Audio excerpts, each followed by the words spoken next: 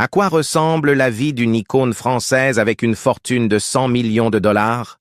Mireille Mathieu, l'inoubliable demoiselle d'Avignon, a transformé 6 décennies de succès mondial en un univers de luxe discret mais éblouissant.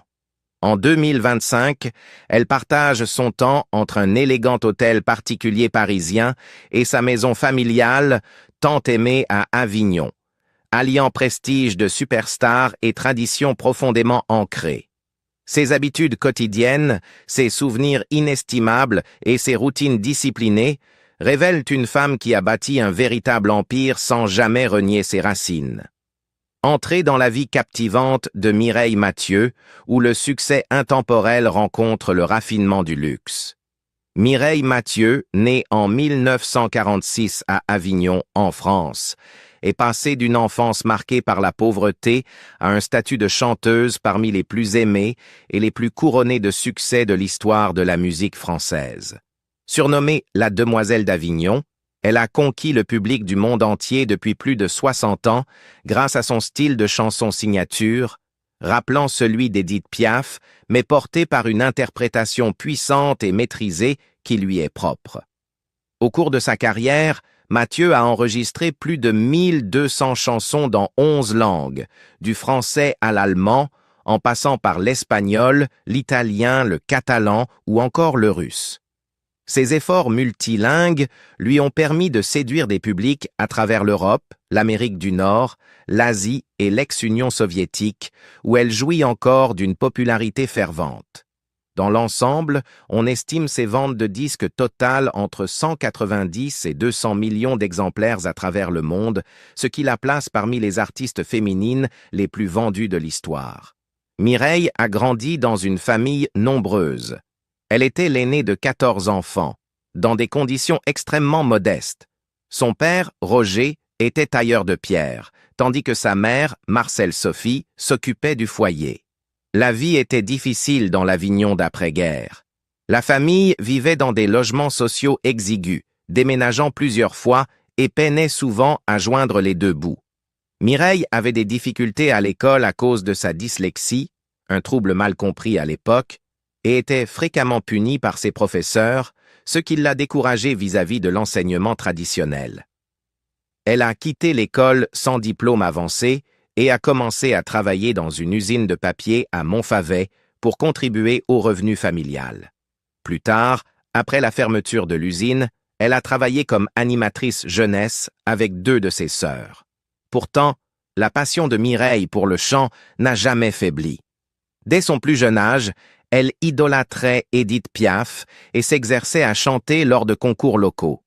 Elle a participé à plusieurs reprises au concours de chant annuel d'Avignon, échouant en 1962 et 1963, avant de remporter la victoire en 1964 grâce à son interprétation de La vie en rose de Piaf, qui lui a permis de décrocher non seulement le trophée, mais aussi un voyage à Paris et une audition pour l'émission télévisée nationale Jeu de la chance.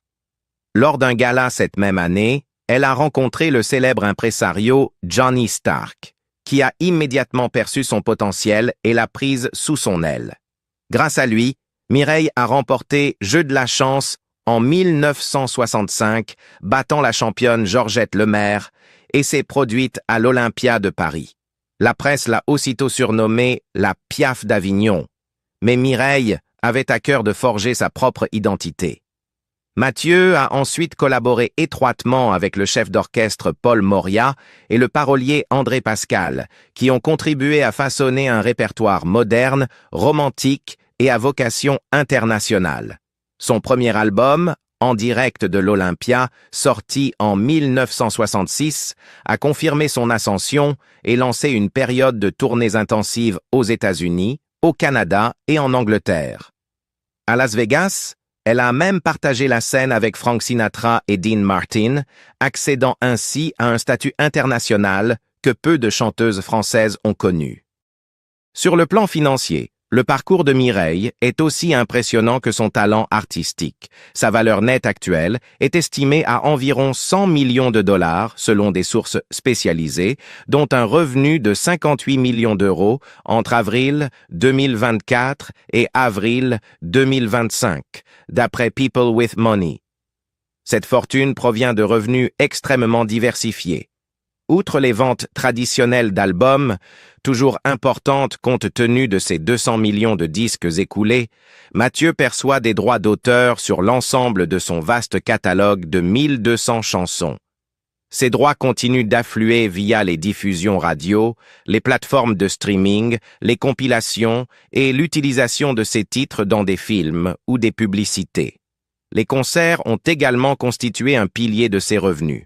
Au fil de sa carrière, Mathieu a rempli de grandes salles en France, en Allemagne, en Russie et au Japon. En Russie en particulier, elle conserve une popularité massive depuis les années 1970, avec des tournées qui affichent régulièrement complets dans les stades et les grandes salles. En France, elle a obtenu 8 disques d'or, tandis qu'au Canada, elle a été récompensée par 4 disques d'or, illustrant des ventes solides outre-Atlantique. Ses apparitions télévisées ont aussi constitué une source de revenus régulière, notamment grâce aux émissions de variété très regardées en Allemagne, où elle est depuis longtemps une figure familière. Au-delà des performances musicales et des redevances sur ses albums, Mireille a démontré un sens des affaires exceptionnel. Elle a fondé 2 sociétés d'édition, Abilene Music et Abilene Disc, qui détiennent et gèrent ses droits de propriété intellectuelle, garantissant qu'une part significative des redevances reste dans sa propre structure d'entreprise plutôt que de se perdre auprès de maisons de disques ou d'intermédiaires tiers. Cette initiative lui a permis d'assurer un revenu passif à long terme, même si les ventes physiques de disques ont diminué à l'ère numérique. Les droits sur son vaste catalogue multilingue sont particulièrement précieux, car il continue de générer des redevances issues de licences internationales et du streaming dans de nombreux territoires. Sa carrière a été jalonnée de distinctions et de jalons qui reflètent son incroyable pouvoir commercial. Par exemple, en 2005, la Société des auteurs, compositeurs et éditeurs de musique lui a décerné le prestigieux disque Ruby, une distinction rare célébrant 40 ans de succès professionnel. Elle s'est produite devant des dignitaires, des chefs d'État, et même dans des pays où peu d'artistes occidentaux étaient les bienvenus, notamment en Chine en 1986, où elle a donné un concert historique juste après l'ouverture progressive du pays aux artistes étrangers. D'un point de vue critique, Mireille a su traverser plusieurs évolutions des goûts musicaux. Bien que sa popularité ait décliné en France dans les années 1990, elle a effectué un retour remarqué avec des albums hommage à Édith Piaf en 1993, renouant ainsi avec le public qui l'avait aimée dès ses débuts comme héritière moderne de l'esprit de Piaf. Les rééditions, coffrets et compilations qui ont suivi sont devenus une source fiable de revenus de redevances, entretenant l'intérêt pour son répertoire classique. Son équipe, qui inclut des membres de sa famille et des conseillers de confiance, a également travaillé avec soin pour obtenir des contrats de licence avec les plateformes de streaming, les rétrospectives télévisées et des concerts anniversaires spéciaux. Ces accords assurent à Mathieu des flux de revenus constants et diversifiés que peu de chanteurs traditionnels de sa génération ont pu maintenir. Mireille Mathieu n'est pas seulement une chanteuse exceptionnelle à la renommée mondiale, mais aussi une investisseuse avisée qui s'est constituée un portefeuille immobilier soigneusement géré.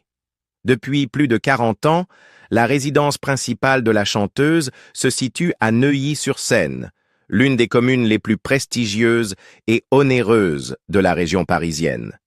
Souvent décrite comme un hôtel particulier, cette propriété est partagée avec sa sœur Monique, surnommée Matite, qui a été sa confidente et son agente tout au long de sa carrière. Le marché immobilier de Neuilly-sur-Seine est parmi les plus prisés de France, avec un prix moyen d'environ 10 162 € le mètre carré pour les appartements et oscillant entre 7 513 et 25 185 € le mètre carré pour les maisons, selon Meilleurs Agents. Le bâtiment lui-même compterait 2 étages aux intérieurs raffinés, avec une décoration mêlant meubles anciens en bois à des éléments plus contemporains. Le salon comprend un canapé en cuir, des armoires en bois massif et un lustre en cristal, ajoutant une touche d'élégance française intemporelle. La salle à manger, peinte en rouge vif, est dotée d'une grande table en bois et d'une cheminée en pierre, créant une atmosphère conviviale. Dans la cuisine, des accents bleus méditerranéens et des appareils modernes marient tradition et praticité.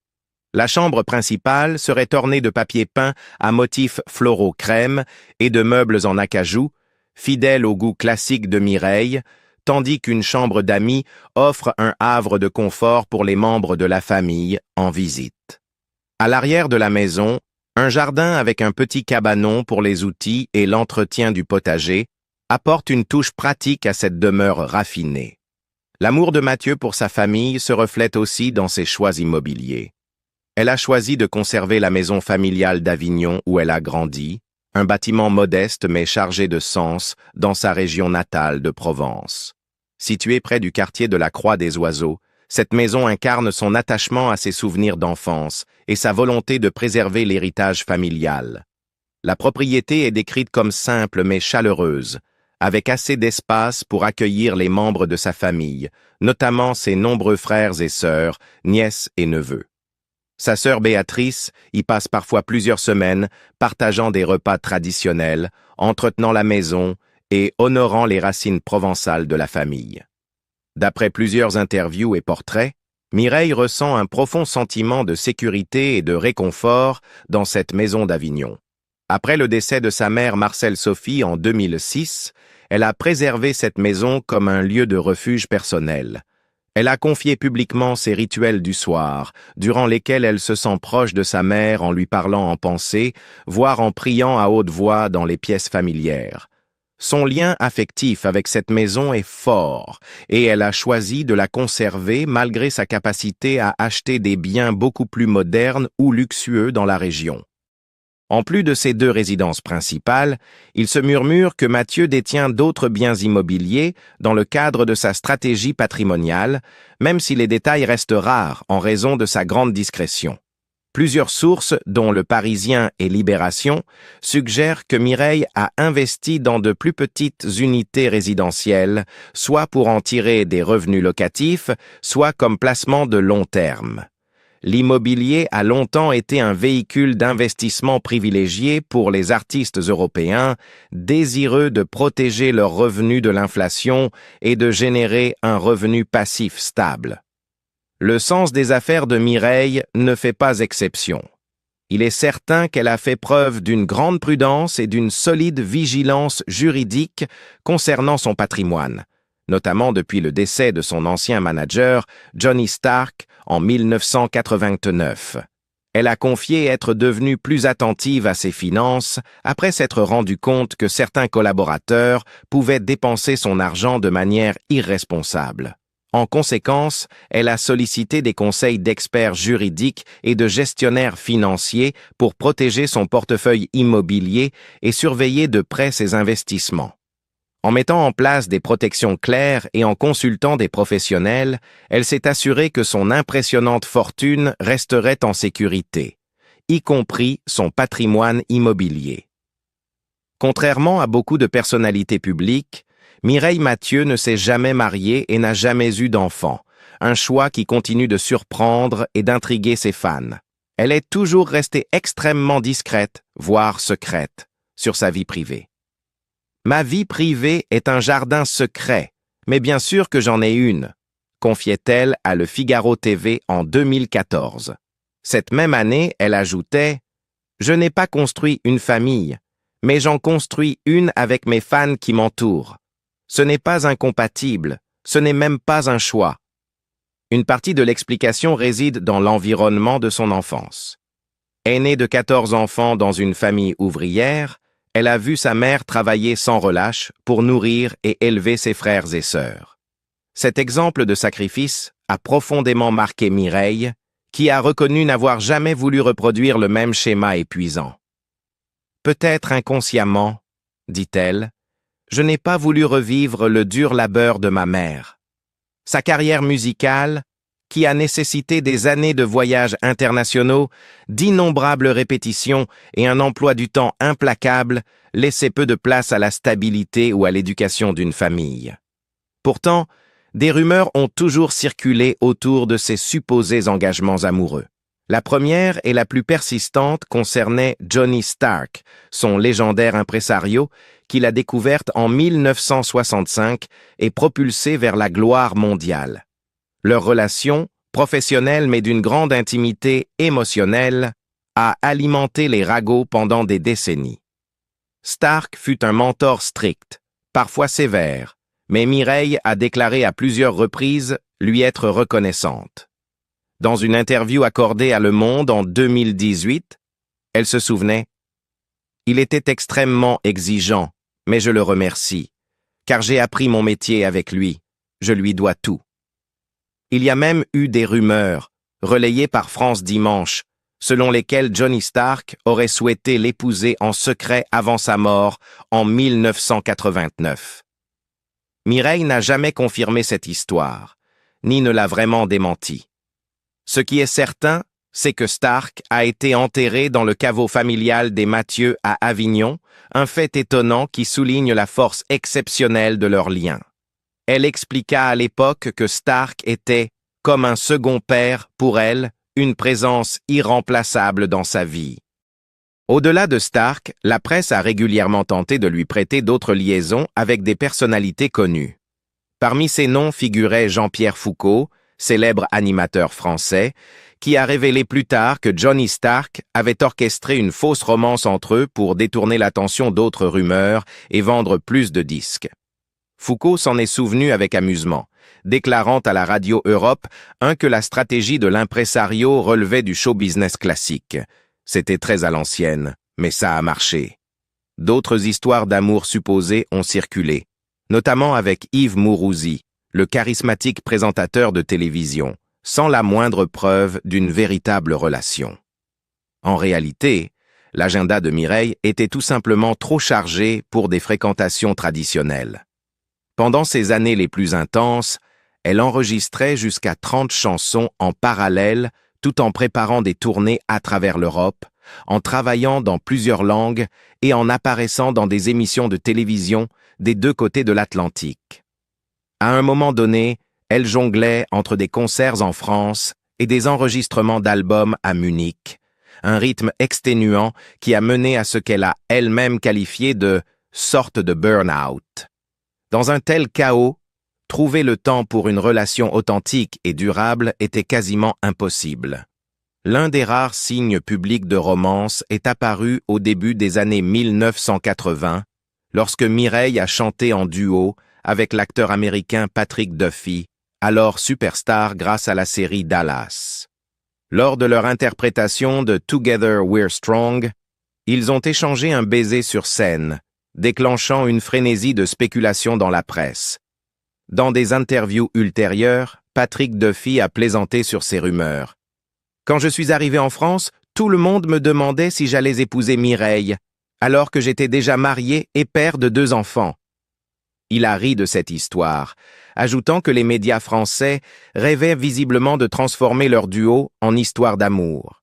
Un autre indice sur la vie sentimentale de Mireille est apparu dans un documentaire de 2023 où elle a avoué avoir été brièvement fiancée il y a de nombreuses années. Cette fiançaille a pris fin après seulement 1 semaine, car, selon ses mots, « il voulait que j'arrête de chanter ». Donc c'était impossible. D'une certaine manière, la relation de Mireille avec le public est devenue sa plus grande histoire d'amour. Elle-même a déclaré à de nombreuses reprises que la fidélité de son public remplissait son cœur. « C'est le public qui fait l'artiste », a-t-elle confié à un journaliste canadien en 2024 alors qu'elle préparait un retour au Québec après 35 ans. « Je chante pour ceux qui m'aiment. Les mélodies et les chansons n'ont pas de frontières.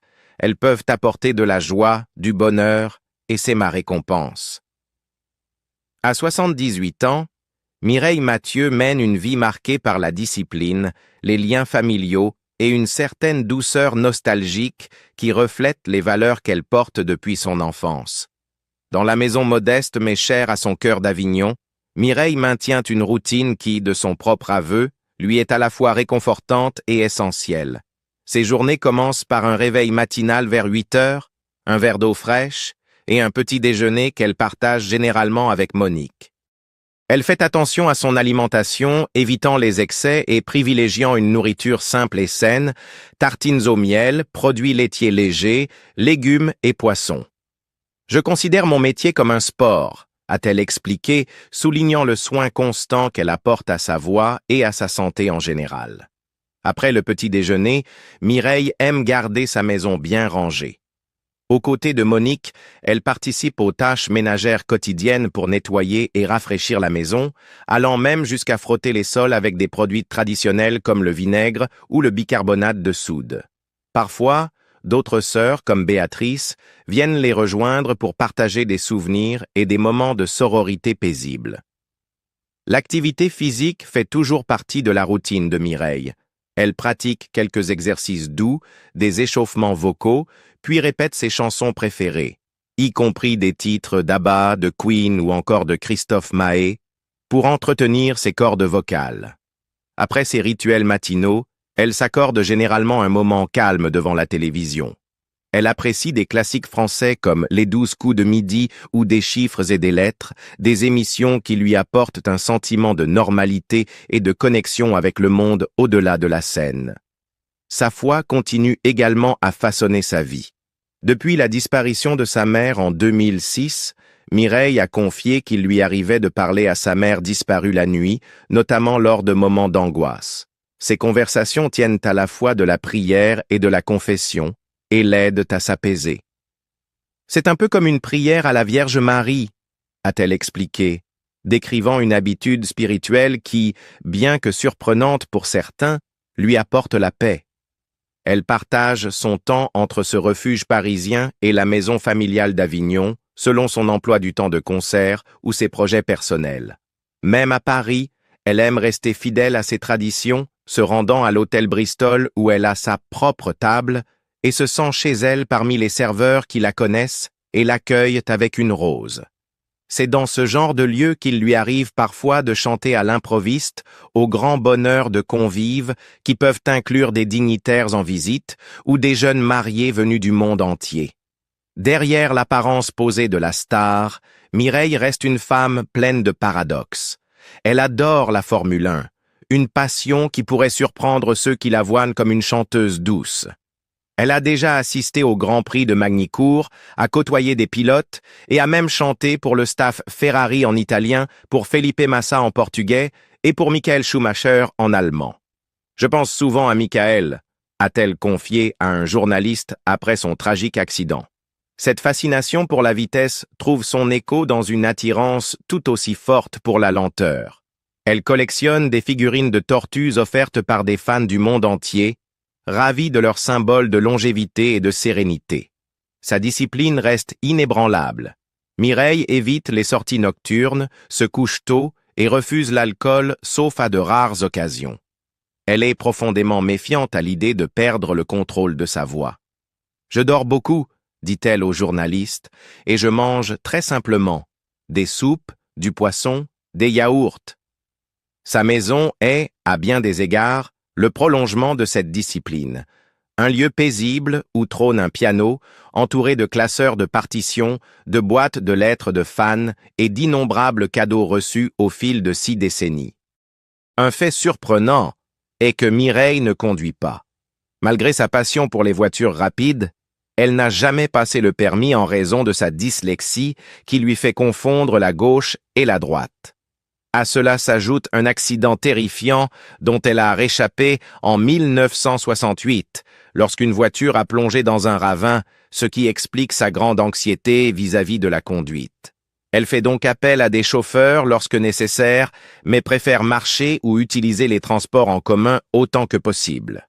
Son attitude face au voyage est tout aussi prudente. Elle s'est produite dans presque tous les pays, y compris en chantant pour le gouvernement chinois en tant que première vedette étrangère, mais elle admet être terrorisée par l'avion. Je suis tellement nerveuse en avion que je ne peux ni lire ni dormir, a-t-elle confié. Alors je bois de l'eau et je regarde les étoiles par la fenêtre. Pourtant, la peur ne l'a jamais empêchée d'accomplir sa mission. En 2025, Mireille prévoit de célébrer 60 ans de carrière avec une nouvelle série de concerts, comprenant des dates à l'Olympia à Paris et des tournées en province. Elle est fière de chanter dans 9 langues, refusant encore aujourd'hui d'utiliser un prompteur. « Je veux être libre », insiste-t-elle, « même de me tromper. Un prompteur change l'émotion. » Cette authenticité est au cœur de sa philosophie artistique, héritée de Johnny Stark, qui lui a appris à respecter chaque auditeur, qu'il soit assis au premier rang ou tout au fond de la salle. Alors qu'elle envisage l'avenir, une question demeure. Qui héritera de son héritage? Mireille n'a pas d'enfant, mais elle possède une grande famille dévouée ainsi qu'un cercle encore plus vaste de fans fidèles. Elle a laissé entendre que sa sœur Monique continuerait à superviser son patrimoine artistique et à préserver ses biens. Après tout, dès les toutes premières redevances qu'elle a touchées dans les années 1960, elle avait utilisé une partie de ses revenus pour offrir à ses parents une maison et une voiture, preuve de l'importance de la famille dans sa vie. À bien des égards, le mode de vie actuel de Mireille Mathieu est le reflet de la femme qu'elle a toujours été. Disciplinée, ancrée dans les valeurs familiales, ouverte au monde, mais farouchement protectrice de son intimité. Qu'il s'agisse de savourer des petits déjeuners tranquilles à Avignon, de prier pour ses proches, de répéter dans son salon ou de préparer un retour triomphal sur scène, elle semble avoir trouvé son équilibre. Un équilibre gracieux entre la célébrité et l'anonymat, le glamour et la simplicité. Ainsi, après des décennies à éblouir le monde avec sa voix, Mireille Mathieu continue de vivre avec grâce et discipline, partageant son temps entre un somptueux hôtel particulier privé à Neuilly-sur-Seine et la maison familiale tant aimée d'Avignon, entourée de souvenirs précieux et de sa fidèle sœur Monique. Et vous, que pensez-vous des choix de vie de Mireille Mathieu? Voudriez-vous vivre de la même manière si vous aviez sa fortune? Et qu'est-ce qui vous a le plus surpris dans son mode de vie? Sa collection de tortues, sa peur de l'avion ou sa passion pour la Formule 1? Dites-le nous dans les commentaires ci-dessous. Et si vous avez aimé découvrir la vie de cette légende française, n'oubliez pas de cliquer sur le bouton « J'aime », de vous abonner pour plus d'histoires de célébrités et d'activer la cloche pour ne rien manquer des prochaines actualités.